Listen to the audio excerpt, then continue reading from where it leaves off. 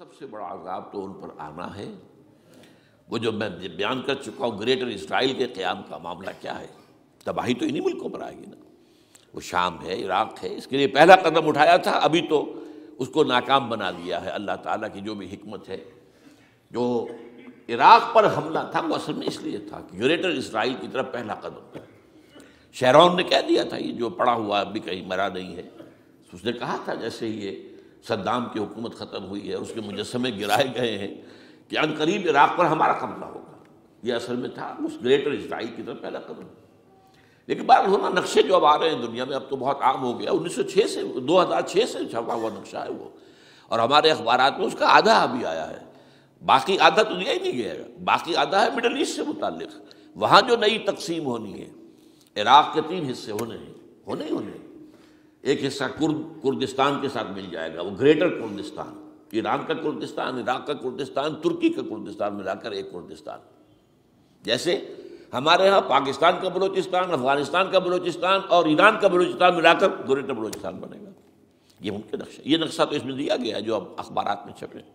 وہ اگلا حصہ جو ہے وہ میں آپ کو بتا رہا ہوں، اور جو سعودی عرب کے ٹکڑے ہوں گے کہ ایک چھوٹی سی ریاست بنا دی جائے گی مکہ مدینہ شہروں کے اوپر مشتمل، یہ ویٹیکان ہوگا۔ جیسے ویٹیکان سٹی ہے روم کے اندر، یہ عیسائیوں کا ایک بڑا مرکز ہے، تو ایک چھوٹی سی حکومت اسے کہتے ہیں، علیحدہ ہے۔ وہاں عالمی حکومت کا قبضہ نہیں ہے، وہاں پہ ان کی اپنی حکومت ہے، پوپ کی حکومت ہے۔ ایسے ایک ویٹیکن، گویا کہ ایک مسلم ویٹیکن بنا دیا جائے گا مدینہ۔ یہ ان کے نقشے ہیں، یہ نہ سمجھے کہ ایسا ہوگا، یہ تو اللہ جانتا ہے، لیکن یہ کہ جو ہوگا وہ تو میں نے کئی دفعہ کہا، وہ تو اللہ کو معلوم ہے۔ یمکرون ویمکر اللہ، وہ اپنی سے چالیں چل رہے ہیں، اللہ اپنی چال چل رہا ہے، لیکن نقشوں کی یہ۔ بہرحال اس میں جو بھی ہے یقیناً ایک حد تک کامیابی انہیں ہوگی جس کی خبریں ہمیں دی گئی ہیں۔ گریٹر اسرائیل ایک دفعہ قائم ہوگا، سعودی عرب سے بھی شمالی حصہ لے لیا جائے گا، مدینے میں داخل نہیں ہو سکیں گے بس۔ اچھا، مکے کو وہ کلیم ہی نہیں کرتے، مکے سے انہیں کوئی سروکار نہیں ہے، لیکن یہ کہ مدینے کو وہ کہتے ہیں یہ ہمارا ہے، ہمیں یہاں سے نکالا گیا تھا۔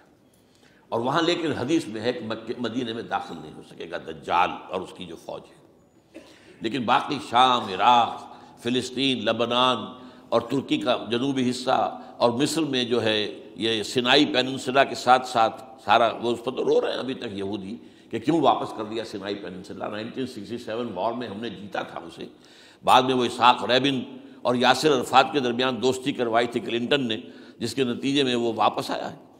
لیکن یہ کہ وہ واپس لے گئے، اور اس کے علاوہ جو فرٹائل علاقہ ہے نائل کے ڈیلٹا کا، وہ بھی ان کی شامل ہے۔ تو اس ظاہر بات ہے جب یہ ہوگا تو بڑی تباہی آئے گی، اس میں تو کوئی شک ہی نہیں۔ وہ آسمان، اوپر کے آسمان اور زمین کے آسمان بھی تو ہیں نا، یہ امریکہ، یہ وائٹ ہاؤس، یہ پینٹاگون، یہ جو ہے اسٹیٹ ڈپارٹمنٹ، یہ سب جو کیا ہے، نیٹو کا ہیڈ کوارٹر، یہ ساری چیزیں کیا ہیں، تو تیری بربادیوں کے مشورے ہیں آسمانوں میں، اور اس کے لیے خبریں وہ دیتے آ رہے ہیں۔ بہت سے لوگ کہتے ہیں یہ خام خواہ کے ہیں ان کے، یہ ہمارا صرف بھی ہماری بددلی پیدا کرنے کے لیے نہیں، لیکن یہ کہ جو کچھ انہوں نے نقشے بنائے تھے وہ نقشے تو پورے ہوتے چلے آئے۔ 1897 میں یہودیوں نے جو فیصلے کیے تھے، 20 برس کے بعد بالفور ڈیکلریشن کی شکل میں وہ فیصلہ آ گیا، یہودیوں کو فلسطین میں آبادی کا حق دے دیا گیا، Balfour declaration 1917، only 20 years later۔ اس کے 20 سال بعد 48 میں اسرائیل قائم ہو گیا۔ کوئی تصور کر سکتا تھا پچھلی صدی کے اندر یہودیوں کی حکومت قائم ہو جائے گی دنیا میں؟ کہیں امکان کوئی نہیں تھا۔ پوری دنیا میں پھر ادھر ادھر پھیلے ہوئے، منتشر، جسے وہ ڈائسپورا کہتے ہیں، اور یورپ میں تو شدید نفرت تھی ان سے۔